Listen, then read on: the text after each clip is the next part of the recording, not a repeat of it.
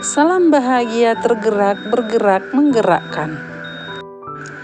Saya Ernitio Saragi, calon guru penggerak Angkatan 9, dengan fasilitator saya Ibu Andiana dan pengajar praktik saya Bapak Jamin Purba. Saya akan memaparkan aksi nyata budaya positif.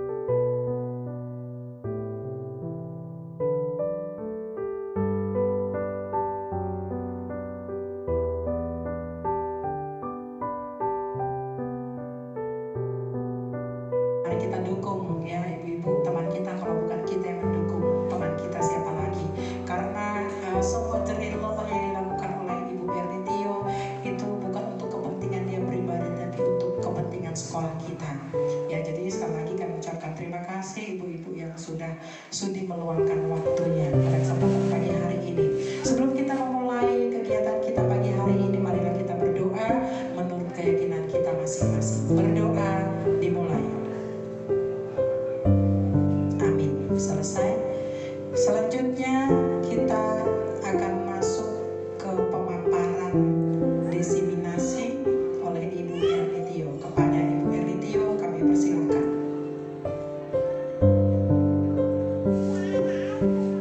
Terima kasih saya ucapkan kepada Ibu Adanta yang sudah mengambil bagian dalam acara ini dan menyerahkan pemaparan kepada saya. Dan terima kasih saya ucapkan kepada Bapak Ibu guru yang memberikan waktu, memberikan kesempatan dan memberikan hati pada saat ini di dalam mengikuti diseminasi yang akan saya lakukan. Saya selaku guru penggerak, calon guru penggerak Angkatan 9, di mana kami diberikan tugas untuk mendiseminasikan budaya positif di sekolah kita ini. Seperti yang dikatakan oleh Bu Madanta tadi, saya bukan untuk mengajari Bapak Ibu guru, tapi saya berbagi di sini apa yang sudah saya dapatkan di dalam pelatihan. Saya bagikan di sini supaya semakin baik sekolah kita. Itu tujuan kami yang paling utama. Jadi bukan mengatakan saya yang lebih bagus, bukan. Tapi kita bersama-sama memikirkan bagaimana kemajuan untuk sekolah kita ini. Jadi saya mengucapkan terima kasih kepada Bapak Ibu.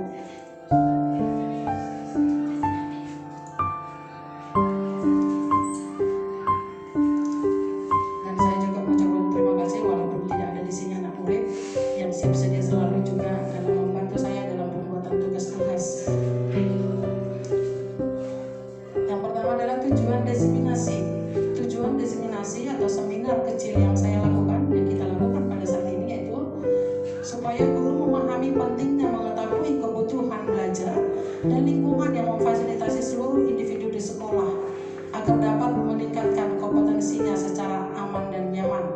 Kemudian, guru mampu menggerakkan komunitas sekolah untuk bersama-sama mengembangkan dan mewujudkan visi sekolah yang berpihak pada murid dan berlandaskan nilai-nilai kebajikan universal. Dari poin kedua inilah yang seperti yang saya jelaskan tadi ya Bapak Ibu. Kemudian capaian umum yaitu memahami konsep pendidikan menurut Ki Hajar Dewantara dihubungkan dengan konsep budaya dan lingkungan positif di sekolah yang berpihak pada murid. Yang kedua, melakukan evaluasi dan refleksi tentang praktek disiplin dalam pendidikan Indonesia secara umum untuk mendapatkan pemahaman mengenai konsep disiplin positif untuk menciptakan murid dengan profil belajar Pancasila. Yang ketiga, memahami peran sebagai guru untuk membangun budaya positif dengan menerapkan konsep disiplin positif dalam berinteraksi dengan murid. Capaian khusus yang diharapkan terkhusus untuk saya sebagai calon penggerak itu mendemonstrasikan pemahaman mengenai konsep budaya positif yang di dalamnya terdapat konsep perubahan paradigma, stimulus respon dan teori kontrol, 3 teori motivasi, perilaku manusia, motivasi internal dan eksternal, keyakinan kelas, hukuman dan penghargaan, 5 kebutuhan dasar manusia, 5 posisi kontrol guru dan segitiga restitusi. Inilah nanti yang lebih banyak saya sampaikan, yaitu poin-poin mulai dari perubahan paradigma sampai segitiga restitusi. Kemudian menerapkan strategi disiplin positif yang memerdekakan murid untuk menciptakan ekosistem sekolah aman dan berpihak pada anak didik. Yang ketiga, menyusun langkah-langkah dan strategi aksi nyata yang efektif dalam mewujudkan kolaborasi dengan seluruh pemangku kepentingan sekolah agar tercipta budaya positif yang dapat mengembangkan karakter murid. Jadi poinnya tetap kepada murid, itu yang menjadi pusatnya. Kemudian bersikap reflektif dan kritis terhadap budaya di sekolah dan senantiasa mengembangkan sesuai kebutuhan sosial dan emosional murid. Nah, ini ada pertanyaan pemantik, kita ditanya setuju atau tidak setuju. Saya harapkan Bapak Ibu kita aktif. Hukuman dapat mendisiplinkan anak. Pernyataan tersebut kita setuju atau tidak setuju Bapak Ibu? Ya, setuju bahwa hukuman dapat mendisiplinkan anak. Kemudian yang kedua, pemberian hukuman dengan hal positif seperti membaca atau membersihkan halaman sekolah dapat meningkatkan disiplin sekolah. Setuju kita atau tidak setuju Bapak Ibu? Ya, kemudian yang ketiga, memberi penghargaan dapat meningkatkan motivasi belajar anak. Setuju Bapak Ibu? Ya, dari jawaban kita menyatakan setuju dari pertanyaan pemantik atau pernyataan dari ketiga hal tersebut. Kita setuju bahwa semuanya adalah untuk mendisiplinkan anak.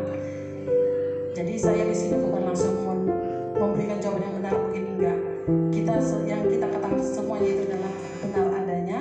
Tapi nanti setelah penjelasan dari materi, saya yakin kita pribadi bisa mengambil yang benarnya yang mana. Jadi artinya dengan apa jawaban kita tadi, apa yang kita dapatkan dari teori, akhirnya kita berefleksi.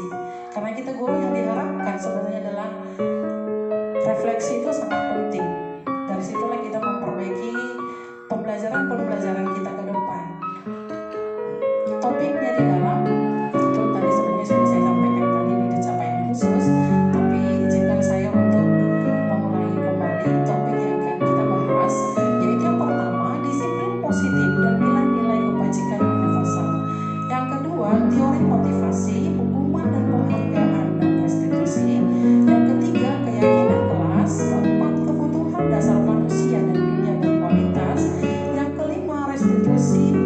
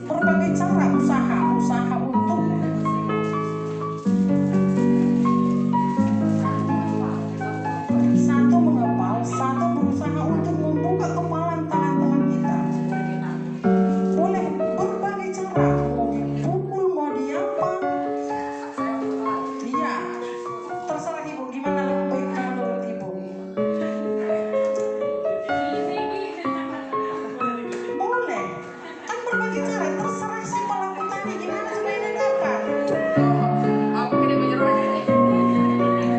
Oke, terima kasih Bu Madanta dan Bu Pinondang. Nah, dari yang kita lakukan tadi, kira-kira apa yang mau kita ambil? Nah, selama ini ilusi kita, guru itu bisa mengontrol murid. Ya kan Bapak Ibu, saya sadari sendiri juga. Saya selaku guru maunya saya terhadap anak. Kemudian yang kedua, ilusi bahwa kritik dan membuat orang merasa bersalah dapat menguatkan karakter. Saya rasa ini kita sama-sama semuanya merasakan. Atau hanya saya sering merasa kamu kok gini, akhirnya saya merasa bersalah. Itu yang sering kita lakukan terhadap anak. Kamu malas sekali, kamu begini, kamu begini. Kita merasa membuat bersalah. Kita menganggap bahwa itu akan menguatkan karakter. Kemudian ilusi juga bahwa semua penguatan positif, efektif dan bermanfaat. Mungkin tadi bisa dengan gayanya Bu Madanta dirayunya, dipujinya supaya Bu Pinondang menyerah. Kemudian ilusi bahwa orang dewasa memiliki hak dan memaksa. Ini yang sering terjadi. Kita menganggap bahwa kita lebih dewasa dari anak kita, sehingga kita mau membentuk anak murid kita sesuai dengan keinginan kita. Jadi seolah-olah kalau dari situ tadi kita mau merampas hak si anak, tapi kita bukan membentuk sesuai dengan bakat dan minat dia. Jadi itu siapa sesungguhnya yang memiliki kontrol. Jadi ada dua yang berbanding terbalik di sini. Yang pertama adalah stimulus respon, kemudian teori kontrol. Yang mana kita ini? Nah, kalau stimulus respon yang pertama, kita mencoba mengubah orang lain agar berpandangan sama dengan kita, agar sefrekuensi dengan kita. Ini sering, agar kita sama pandangannya, kita paksa orang lain. Namun kalau teori kontrol atau pilihan, kita berusaha memahami pandangan orang lain tentang dunia. Jadi kita bukan untuk mengubah dia. Kemudian poin yang kedua, stimulus respon, perilaku buruk dilihat sebagai suatu kesalahan. Ini sering kita lihat, si A begini, si B begini. Kita anggap bahwa sesuatu yang buruk itu adalah salah. Ternyata kalau menurut teori kontrol, bahwa semua perilaku memiliki tujuan. Poin yang ketiga, orang lain bisa mengontrol saya. Sedangkan kalau berdasarkan teori kontrol, hanya Anda yang bisa mengontrol diri Anda. Jadi hanya diri kita sendiri yang bisa mengontrol kita, tidak bisa dikontrol oleh orang lain. Poin yang keempat, yaitu orang lain bisa mengontrol saya, kebalikan dari yang tadi. Kalau berdasarkan teori kontrol, semua perilaku hanya Anda yang bisa mengontrol diri Anda. Jadi kebalikannya tadi, orang lain bisa mengontrol dirinya, ya kita bisa mengontrol diri kita sendiri. Kemudian pemaksaan ada pada saat bujukan gagal. Ya sering ya, kalau kita udah bujuk-bujuk nggak gagal, akhirnya kita main kasar, kita paksa. Sedangkan teori kontrol yaitu kolaborasi dan konsensus menciptakan pilihan-pilihan baru. Dan yang terakhir adalah model berperilaku menang kalah. Ini kalau dia stimulus respon, dia menang kalah. Dan yang teori kontrol adalah model berpikir menang-menang, win the win. Inilah poin-poin disiplin positif. Itu ada 4 poin. Anda tidak bisa mengontrol orang lain, hanya Anda yang bisa mengontrol diri Anda, seperti yang sudah dijelaskan tadi. Kemudian semua perilaku memiliki tujuan. Seterusnya model berpikir menang-menang, kolaborasi dan konsensus menciptakan pilihan-pilihan baru. Kemudian realitas atau kebutuhan bisa berbeda. Kita berusaha memahami pandangan orang lain tentang dunia. Setiap orang memiliki gambaran yang berbeda. Jadi inilah yang berdasarkan teori kontrol menurut Dr. William Glasser.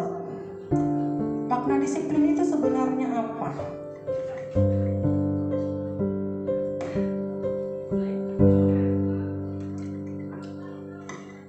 Disiplin disiplin menurut pendapat saya adalah ketika kita mau taat dan patuh terhadap peraturan yang sudah ditetapkan. Terima kasih. Ya, terima kasih Bu. Berarti ketaatannya ada lagi Bapak Ibu yang memberikan tanggapan.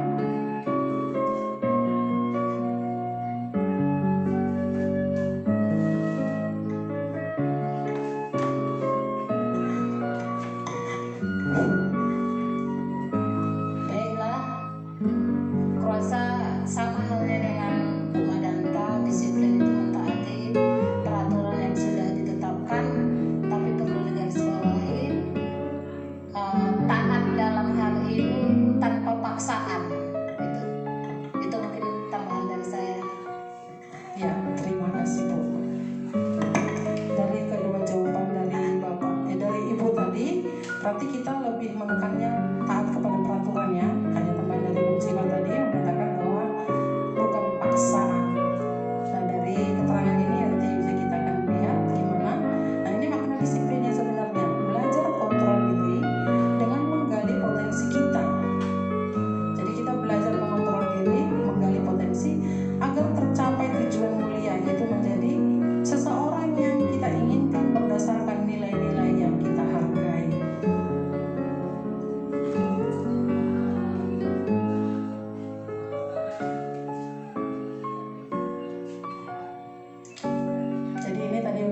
Saya sampaikan di awal, ada poin-poinnya, hubungannya.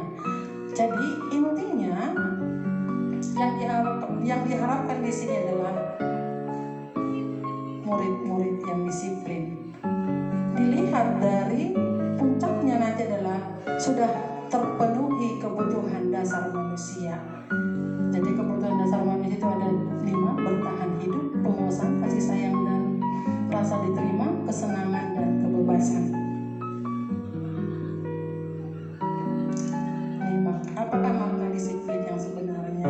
Ini dia, berdasarkan tadi yang sudah ada jawabannya yang diberikan oleh Bu Siwa dan Bu Madanta. Nah, ini berdasarkan Sokrates dan Plato menyatakan bahwa kata disiplin telah berubah menjadi suatu yang dilakukan seseorang pada orang lain untuk mendapatkan kepatuhan. Kecenderungan umum adalah menghubungkan kata disiplin dengan ketidaknyamanan, bukan dengan apa yang kita hargai atau pencapaian suatu tujuan mulia. Jadi inilah ya, disiplin itu membuat orang menggali potensinya menuju sebuah tujuan, apa yang dia hargai. Jadi bukan karena dia patuh untuk orang lain, tapi karena dia patuh karena itu memang menghargai dirinya. Kalau selama ini kan kita ada aturan, berarti kita harus patuh. Terhadap aturan itu kita memaksa diri kita untuk disiplin. Tapi di sini yang diharapkan adalah kesadaran. Nilai-nilai kebajikan universal. Nilai-nilai kebajikan adalah sifat-sifat positif manusia merupakan tujuan mulia yang ingin dicapai setiap individu. Nilai-nilai tersebut bersifat universal dan lintas bahasa, suku, bangsa, agama maupun latar belakang. Setiap perilaku perbuatan memiliki suatu tujuan. Nah, ini tadi diulang lagi. Itu menurut Dr. William Glasser pada teori kontrol. Kemudian dengan mengaitkan nilai-nilai kebajikan yang diyakini seseorang, maka motivasi intrinsiknya akan terbangun. Jadi motivasi dari dirinya akan terbangun sehingga menggerakkan motivasi dari dalam untuk dapat mencapai tujuan mulia yang diinginkan. Itu menurut Diane Glasser. Dan yang terakhir adalah nilai-nilai kebajikan yang ingin dicapai oleh setiap anak Indonesia. Kita kenal dengan profil pelajar Pancasila. Ini yang sekarang yang lagi sangat digalakkan atau dicanangkan, yaitu profil pelajar Pancasila. Salah satu yang besok akan kita lakukan yaitu untuk menerapkan P5. Jadi apa saja itu? Saya rasa bagi kita ini tidak hal yang baru lagi.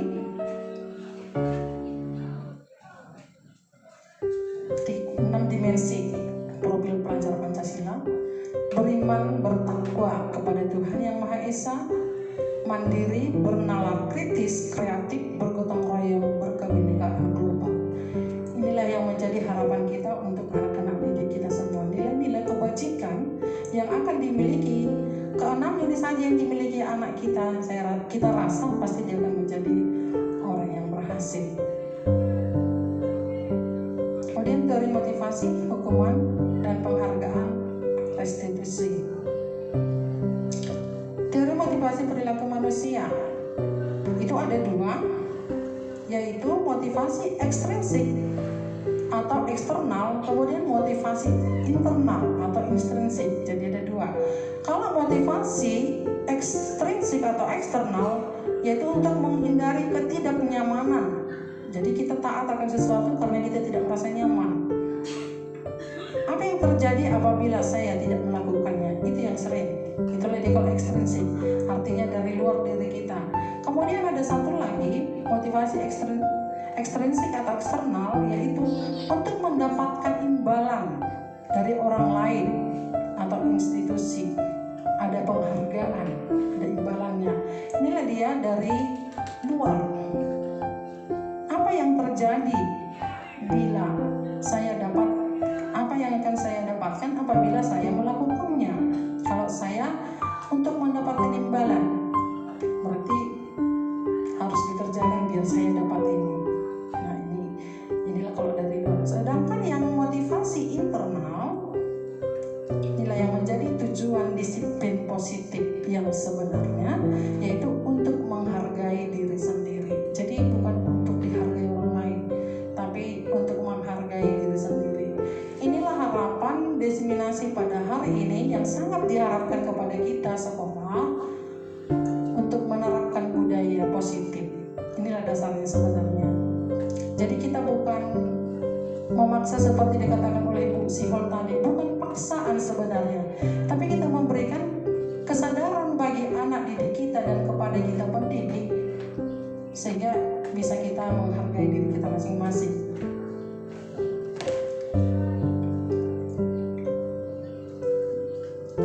Sekarang terkenal dengan kurikulum merdeka. Ada merdeka belajar, ada merdeka mengajar. Nah, menurut Ki Hajar Dewantara, merdeka itu adalah tidak hanya terlepas dari perintah, akan tetapi juga cakap buat memerintah diri sendiri.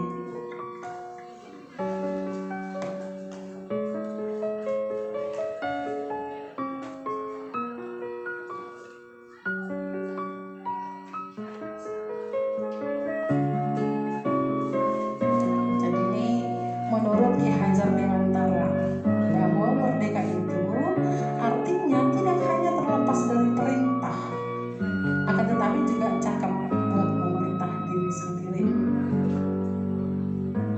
Kalau presentasi sebelumnya ini kemarin sudah saya bahas sedikit tentang pendidikan yang dibentuk oleh Ki Hajar Dewantara. Sudah dulu saya singgung di mana dia akhirnya membentuk satu taman pendidikan atau taman siswa. Tapi saya yang hanya membaca di sini itu hanya dari segi merdekanya saja. Dihukum oleh penghargaan. Bahwa penghargaan berlaku sama dengan hukuman. Ini saya sering lakukan ini, penghargaan, memberikan hadiah kepada anak-anak. Ternyata itu sama aja dengan hukuman menurut Alfikon. Dalam arti meminta atau membujuk seseorang melakukan sesuatu untuk memenuhi suatu tujuan tertentu. Dari orang yang meminta atau membujuk, dorongannya eksternal, artinya dorongannya berarti dari luarnya, dan akan ada faktor ketergantungan. Beberapa dampak dari pemberian penghargaan tersebut yaitu: satu, pengaruhnya akan jangka panjang dan jangka pendek. Kemudian penghargaan penghukuman, penghargaan mengurangi kecepatan, penghargaan tidak efektif, dan penghargaan merusak hubungan. Ini menurut Alfikon. Dihukum oleh penghargaan. Kayaknya tadi dikatakan dari situ dengan adanya penghargaan itu sama aja dengan hukuman. Nah, dihukum oleh penghargaan yaitu penghargaan menurunkan kualitas. Selanjutnya penghargaan mematikan kreativitas. Dan yang ketiga adalah penghargaan mengurangi motivasi intrinsik. Kira-kira ada Bapak Ibu yang mau menanggapi ini, pernyataan ini?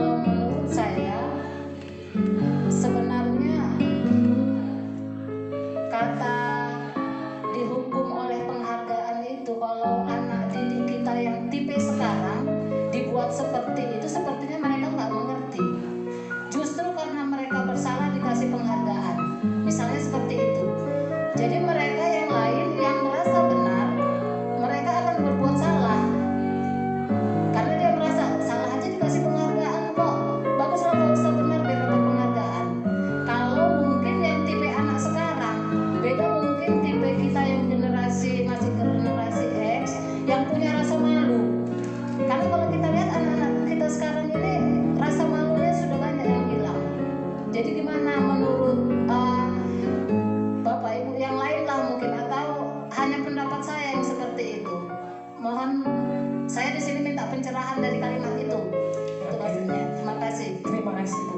Mungkin Ibu memaknainya dihukum oleh penghargaan, orang yang bersalah diberikan penghargaan. Mungkin ke situ tadi yang Ibu tangkap ya. Seperti yang dijelaskan tadi yang di awal menyatakan bahwa penghargaan berlaku sama dengan hukuman. Itu maksudnya kita memberikan satu penghargaan itu sama aja dengan kita memberikan hukuman. Ke situ tadi Bu. Jadi bukan orang yang bersalah kita berikan penghargaan, bukan itu yang dimaksud. Dapat ya Bu? Belum juga. Ya. Nah, ini kan ada pernyataan dihukum oleh penghargaan. Contoh realnya begini, ada anak misalnya dapat nilai 100, saya memberikan hadiah, saya memberikan penghargaan. Nah ternyata menurut Alfikon itu sama aja dengan hukuman bagi yang saya lakukan tadi. Kenapa dia mengatakan itu juga merupakan satu hukuman? Dengan cara begitu saya lakukan, maka akan menurunkan kualitasnya, mematikan kreativitasnya, dan mengurangi motivasi intrinsik. Ke situ dia Bu. Mungkin nanti akan kita bahas selanjutnya, akan semakin paham ini ya. Kita keep aja dulu ya Bu Sihol. Oke boleh Bu, silakan Bu.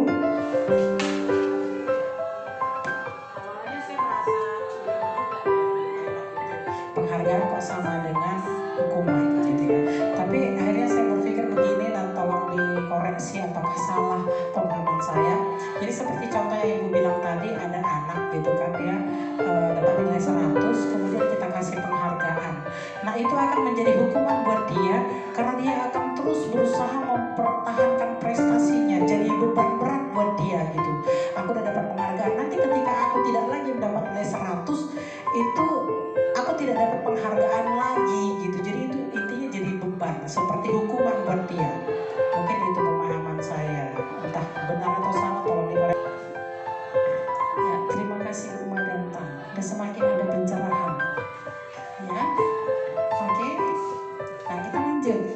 Dalam memberikan apresiasi pengakuan perlu diingat beberapa hal. Jadi kita sebenarnya tidak salah kita melakukan atau memberikan penghargaan, tapi ada catatannya yang sangat perlu diingat. Yang pertama adalah berikan pengakuan secara khusus, kemudian beri pengakuan secara pribadi, beri pengakuan kepada semua murid, artinya bergantian. Jadi bukan hanya fokus untuk satu murid, hanya yang satu prestasi, hanya ini, tapi kita pikirkan bagaimana supaya murid itu dapat pengakuan secara bergantian. Kemudian beri pengakuan secara konsisten dan fokus pada proses. Jadi kita bukan salah melakukannya, tapi ini yang perlu kita ingat apabila kita memberikan penghargaan kepada murid. Kalimat contoh pengakuan atau apresiasi kebajikan yang mungkin sering kita lakukan dalam kelas ya. Contoh satu kita buat dari pembuka, kemarin saya perhatikan. Kemudian nilai kebajikan, rasa empatimu besar sekali, dan situasi pada saat menolong murid baru di kelas kita. Artinya ini satu pengakuan kita kepada anak-anak kita yang sering kita lakukan. Berarti dari kata-kata juga sebenarnya sudah merupakan satu apresiasi kebajikan. Kita akan lihat bagaimana perbedaan hukuman dan konsekuensi. Kalau menurut saya, masalah hukuman dan konsekuensi, Bapak Ibu pasti sudah paham. Pasti kita sudah paham apa itu konsekuensi, apa itu hukuman. Nah, dari tindakan guru, ada beberapa tindakan guru dari contoh tersebut. Kita akan bahas apakah dia termasuk hukuman atau konsekuensi. Ya. Yang pertama, mencatat 100 kali di dalam buku kalimat, saya tidak akan terlambat lagi karena terlambat ke sekolah. Menurut Bapak Ibu, apakah ini konsekuensi atau hukuman? Ya, hukuman. Sepakat kita ya? Ya, hukuman benar. Oke, yang kedua, lari mengelilingi lapangan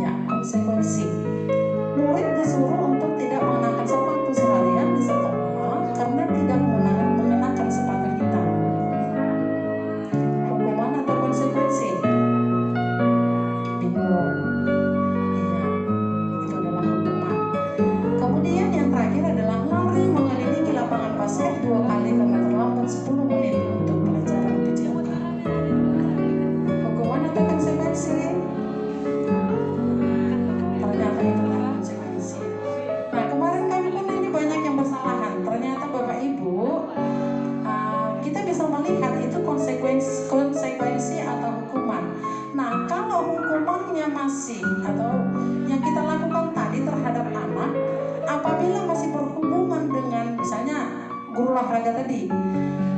Guru olahraga memberikan hukuman lah kita katakan kepada anak, tapi berhubungan masih olahraga, ternyata itu adalah termasuk bagian dari konsekuensi. Contohnya guru agama seperti adik kami yang lagi PPL. Nanti ketika mereka jadi guru, mereka membuat ada anak yang salah, maka dia memberikan satu hukuman, misalnya coba kamu hafal ayat Alkitab sebanyak 20 ayat dalam waktu 20 menit misalnya. Ternyata itu bukan hukuman, tapi konsekuensi. Jadi udah semakin memahami kita ya. Nah, di nomor 3 tadi juga kita akan beda-beda pendapat. Murid diminta untuk push up 15 kali karena tidak menggunakan masker ke sekolah. Gak ada hubungannya. Ternyata gitu caranya melihat dia hukuman atau konsekuensi. Jadi artinya konsekuensi sudah ada kesepakatan juga di awal. Kalau kita sudah buat kesepakatan di awal, ternyata ada pelanggaran, maka pelanggaran itu sudah ada konsekuensi yang akan diberikan kepadanya. Jadi perbedaan hukuman dan konsekuensi, yaitu hukuman sesuatu yang menyakitkan harus terjadi, membuat anak sakit fisik maupun hati untuk jangka waktu lama. Anak membenci kedisiplinan, paksaan, mendorong anak menyakiti diri sendiri, konsep diri yang buruk. Anak belajar untuk menyembunyikan kesalahan, menaati, marah, rasa bersalah, dipermalukan, merasa tak dihargai. Inilah dia sifatnya kalau hukuman. Sudah sakit hatinya, sakit juga badannya, fisik dan fisikis akan merasa sakit. Sedangkan kalau konsekuensi, sesuatu harus terjadi, membuat anak merasa tidak nyaman dalam jangka waktu pendek.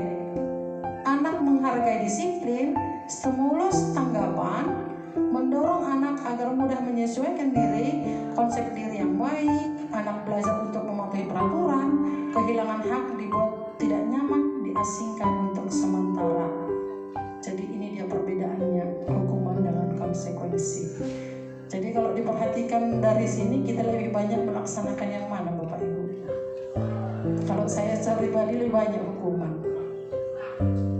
Mudah-mudahan enggak seperti itu lagi setelah kita membahas materinya Bapak Ibu. Kemudian apa itu restitusi? Kalau saya dengar istilah ini baru ketika saya mengikuti pendidikan guru penggerak. Sama ya mudah-mudahan dengan ini semakin dicerahkan kita apa sebenarnya ini maksud dengan ini.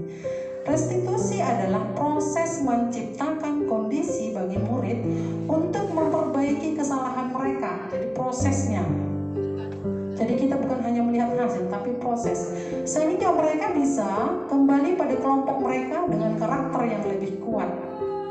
Restitusi juga merupakan proses kolaboratif yang mengajarkan murid untuk mencari solusi untuk masalah mereka dan membantu murid berpikir tentang orang seperti apa yang mereka ingin menjadi, ada tujuan mulia dan bagaimana mereka harus memperlakukan orang lain. Jadi inilah dia restitusi. Jadi kalau di awal tadi sudah saya sampaikan bahwa restitusi itu ada dua model, satu yang 50 posisi motor dan satu lagi restitusi segitiga.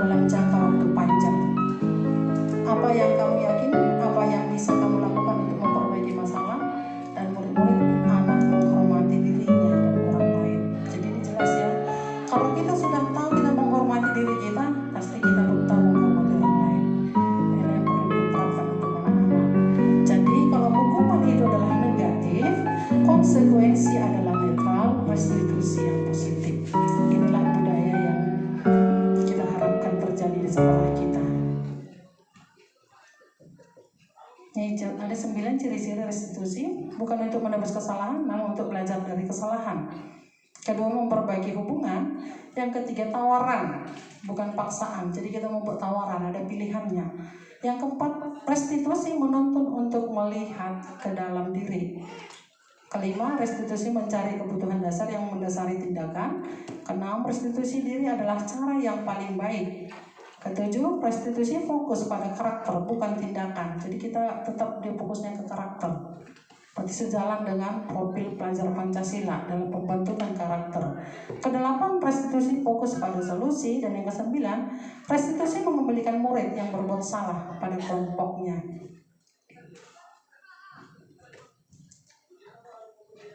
Masuk kita ke materi keyakinan kelas. Mengapa tidak peraturan saja? Kalau selama ini kan kita kenalnya dengan peraturan. Tetapi mengapa harus keyakinan kelas? Contoh, mengapa kita memiliki peraturan harus menggunakan helm bila mengendarai kendaraan roda 2? Kira-kira apa Bapak Ibu? Kenapa kita harus memakai helm kalau kita naik jenis kereta? Iya. Ya, menjaga keselamatan, ya kan? Nah, kalau kedua, mengapa kita memiliki peraturan harus datang tepat waktu pada saat mengikuti pelatihan? Soalnya di sini di sekolah ya, bentuk tanggung jawab, apalagi Bapak Ibu, ya supaya pembelajaran bisa sesuai dengan yang dirancang, kira-kira begitu ya. Nah, semuanya itu adalah untuk mendukung motivasi intrinsik, kembali ke nilai-nilai atau keyakinan-keyakinan lebih menggerakkan seseorang dibandingkan mengikuti serangkaian peraturan-peraturan. Jadi kalau dikatakan peraturan seolah-olah memaksa. Tapi kalau kita buat keyakinan kelas atau kesepakatan kelas. Nah ini, dari peraturan sekolah, jadi kita tetap beranjak dari peraturan itu. Kita nggak mau mengubah itu. Nah, dari peraturan kelas, kita akan ubah dia menjadi keyakinan kelas. Jadi dasar kita adalah dari peraturan tadi, kita lanjut membuat keyakinan kelas atau kesepakatan kelas, kemudian akan menciptakan lingkungan yang positif. Kalau sudah ada lingkungan positif, itu akan menjadi budaya.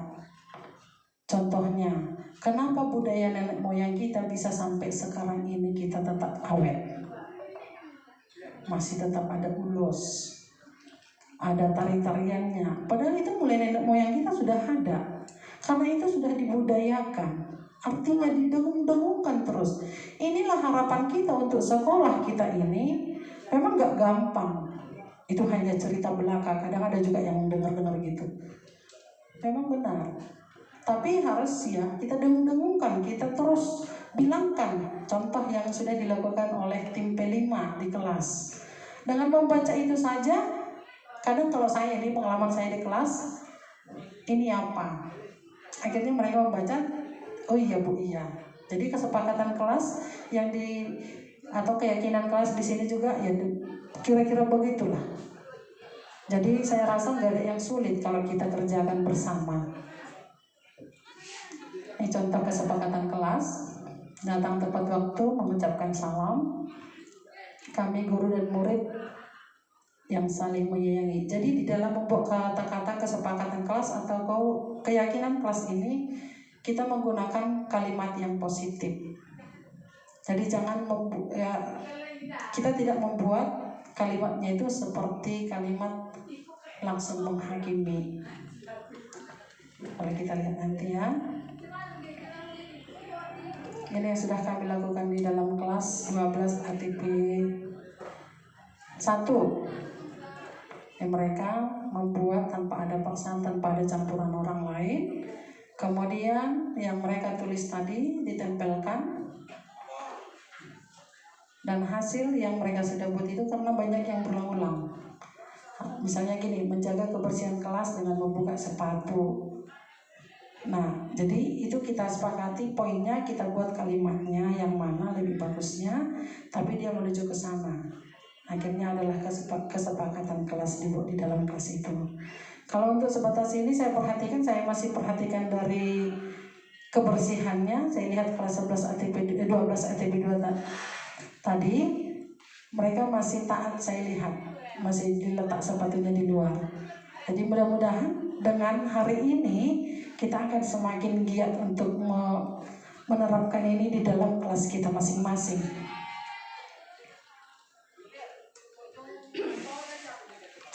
Ini dia perbedaannya Bapak Ibu, peraturan dan keyakinan kelas. Kalau peraturan kelas lalu kembalikan buku ke tempatnya. Ini seolah-olah kalimat paksanya.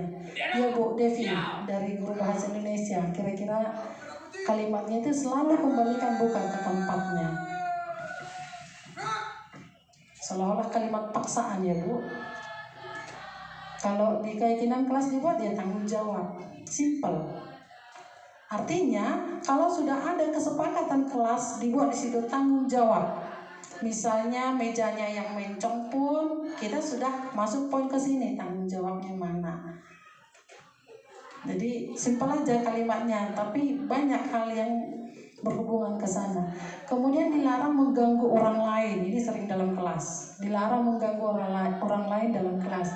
Nah, untuk keyakinan kelas kita bisa kalimatnya adalah menghormati orang lain. Ketiga, hadir di sekolah 15 menit sebelum pembelajaran dimulai. Jadi ini yang sering kita buat kalimatnya. Tapi kalau di keyakinan kelas dibuat menghormati orang lain atau berkomitmen. Jadi bahasanya sederhana, tapi kalau didalami maknanya sangat dalam. Kemudian dilarang melakukan kekerasan. Kalau keyakinan kelas dengan kalimat keselamatan atau menghormati orang lain. Demikian sampai selanjutnya. Jadi ini adalah bagian dari contoh. Dari peraturan kita angkat dia menjadi keyakinan kelas. Kemudian kebutuhan dasar manusia dan dunia berkualitas. Kebutuhan dasar manusia itu ada 5. Yang pertama bertahan hidup, kasih sayang, kebebasan, kesenangan, dan penguasaan. Saya rasa ini bukan hanya untuk murid saja, pasti untuk semua manusia. Karena saya juga merasakan ini perlu bertahan hidup. Bertahan hidup berarti perlu makan, minum, perlindungan. Kemudian kasih sayang, ya pasti semuanya butuh kasih sayang. Kalau kita perhatikan dari anak-anak kita, sebenarnya kita mudah saja melihat anak itu kurang kasih sayang atau tidak. Kalau kita bisa melihat itu, kita bisa memberikan kasih sayang, pasti bisa ada perubahan bagi dia. Demikian sampai poin selanjutnya. Jadi inilah kebutuhan dasar manusia. Kita sebagai guru harus bisa kita melihat bagaimana sebenarnya anak-anak kita akan kebutuhan dasar ini. Namanya kebutuhan dasar, ya pasti harus dipenuhi. Kalau salah satu saja dari anak didik kita dari 5 poin ini, pastilah agak-agak ada masalah. Kadang disinilah memang pribadi kita guru yang kadang kurang jeli. Itu masalah kebutuhan dasar manusia. Kemudian 5 posisi kontrol.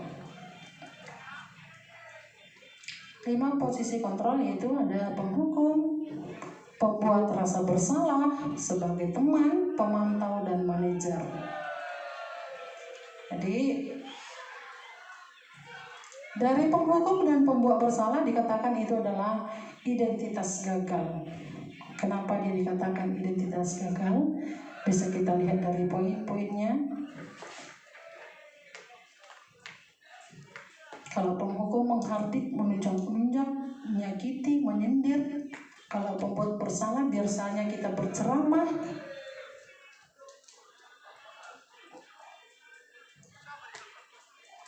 Mengatakan seharusnya, ibu kecewanya. Banyak perkataan-perkataan kita kadang yang kalau kita berusaha membuat anak itu biar dia merasa bersalah, akhirnya dia bisa berubah. Saya pribadi ini saya lakukan. Tanpa disadari kadang ini yang kita tanam. Gak kasihan kamu melihat mamamu udah capek ke ladang. Ternyata itu adalah bagian dari pembuat rasa bersalah. Nah, yang ketiga adalah teman. Ya, saya rasa itu rata-rata kita lakukan, menjadi teman. Kemudian pemantau. Ternyata posisi kita sebagai teman dan pemantau termasuk ini identitas berhasil atau sukses. Jadi kalau selama ini kita sudah melakukan, kita sebagai temannya, sebagai pemantau, ya berarti bisa kita teruskan. Nah, yang kelima adalah manajer. Inilah yang sangat diharapkan. Kalau dia sebagai manajer, dia melakukan tahap-tahapan. Nah, dia mengajukan pertanyaan-pertanyaan, bukan langsung menghakimi, tapi mengajukan pertanyaan-pertanyaan, kemudian apa yang kita yakin, apakah bisa kau kerjakan untuk memperbaiki masalah ini. Dia melakukan pertanyaan kepada yang ada kesalahan tadi, kemudian menguatkan pribadi.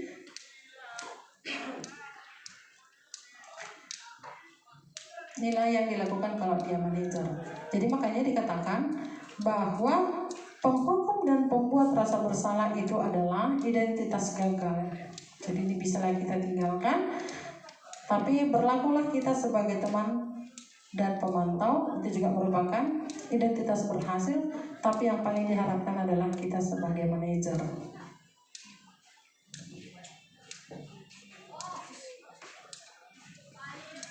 Speaking dulu kepada Bu Pinondang. Menari di menara, Marina, Marina di menara, Marina, Marina. Ah, kan tadi saya kan ngajarin, nggak lagi lah. Oke, konsentrasi fokus ya. Ketika Marina tunjuk dirinya, oke ya, sengaja saya ubah kalimatnya, jadi fokus ya. Siap ya? Marina menari di menara, menari, menari, Marina, Marina menari, Marina di menara, Marina menari di menara, Marina menari di menara, menari, menari, Marina, Marina menari, menari di menara, menara Marina di menara. Langsung susah ya? Lagi? Ya, Bu Risma ini melakukan refleksi. Iya. Itu guys. Pernyataan-pernyataan siapa yang mengatakan, saya kecewa sekali dengan kamu. Ternyata itu adalah membuat orang merasa bersalah. Kemudian kamu tidak pernah benar melakukannya. Dan dalam penghukum, ayolah lakukan demi ibu bapak. Yang jadi teman ya, kita merayu. Kemudian, apakah kamu mau mendapatkan stiker bintang hari ini? Yang pemantau. Dan setelah kita lakukan, kalian, ini bisa pribadi. Ya sekarang kalian kerjakan lahan kalian itu, kerjakan di sana. Nanti setelah kalian kerjakan, ibu akan menilai. Karena itu adalah bagian dari pemantau. Kemudian bagaimana kamu bisa menyelesaikan masalah ini? Ini adalah bagian dari manajer tadi. Dia membuat pertanyaan yang akhirnya anak sendiri yang merasa. Kemudian kamu selalu yang paling terakhir. Nih, iya, penghukum. Ternyata kalimat-kalimat kita yang sering kita ucapkan ada di 5 posisi tadi. Apakah kita sebagai penghukum, si pembuat merasa bersalah, ataukah kita sebagai teman, sebagai pemantau, atau sebagai manajer. Namun yang diharapkan itu tadi adalah kita akan menjadi sebagai manajer. Jadi ini bergerak antara peraturan pemantau, konsekuensi hadiah, dan nilai-nilai manajer memperbaikinya. Jadi nilai yang sangat diharapkan ya, nilai-nilai manajer tadi yang kita miliki, sehingga peraturan pemantau konsekuensi hadiah itu bisa teratasi. Segitiga restitusi. Kenapa dia dikatakan segitiga restitusi? Nah ini ada 3. Yang pertama adalah kita harus menstabilkan identitas. Setelah menstabilkan identitas, kemudian kita validasi kebutuhannya. kita akan memvalidasi kebutuhan, dan yang terakhir adalah kita menanyakan keyakinan. Keyakinan maksudnya di sini keyakinan kelas yang sudah kita buat tadi. Jadi ketika si anak melakukan satu kesalahan, kita panggil 4 mata. Inilah tahap-tahap yang kita lakukan. Pertama, kita menstabilkan identitas. Bisa kita bertanya, bisa dengan kita meminta dia untuk menceritakan kenapa bisa tadi seperti itu. Kita nggak langsung menyalahkan. Apa boleh ibu dengarkan ceritanya? Nah itu kita untuk menstabilkan. Nah, ibu juga pernah mengalami seperti kami. Artinya kalau kita pernah mengalami yang dialaminya itu, bisa kita bukakan, kita menstabilkannya dulu. Kemudian kita masuk validasi kebutuhan. Disitulah kita menyuruh dia menceritakan.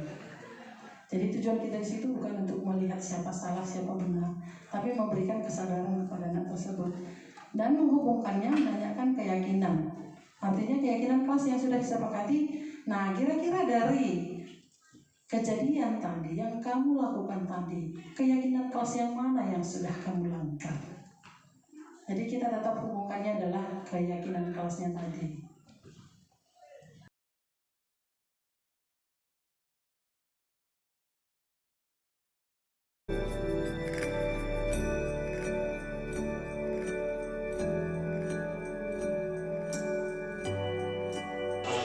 Selamat pagi, silakan ibu.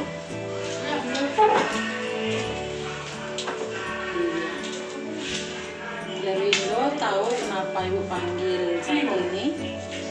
Ya, tahu. Tadi saya berkelahi sewaktu main sepak bola. Juga berkelahi bisa kalau di masa-masa usia yang dilakukan ya sah saja di emosi ya. Tapi ibu mau tahu mana cerita sebenarnya tadi.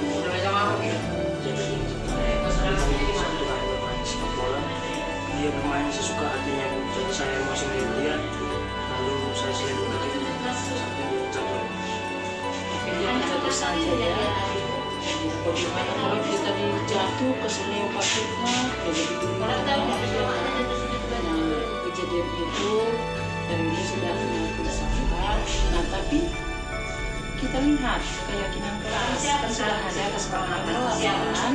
Nah yang poin manalah yang sudah kamu langgar itu?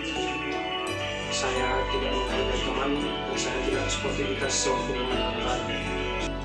Ya dari kejadian tadi Darwindo, kira-kira apalah yang kamu lakukan untuk memperbaikinya itu?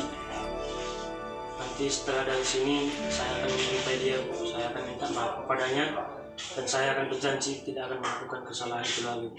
Ya betul, dijumpai kawannya ya. Iya, kalau itu sudah dari dirimu kerjakanlah. Mudah-mudahan dari kejadian ini tidak terulang lagi. Darwindo lebih baik lagi nak ya. Silakanlah masuk ke kelas lagi.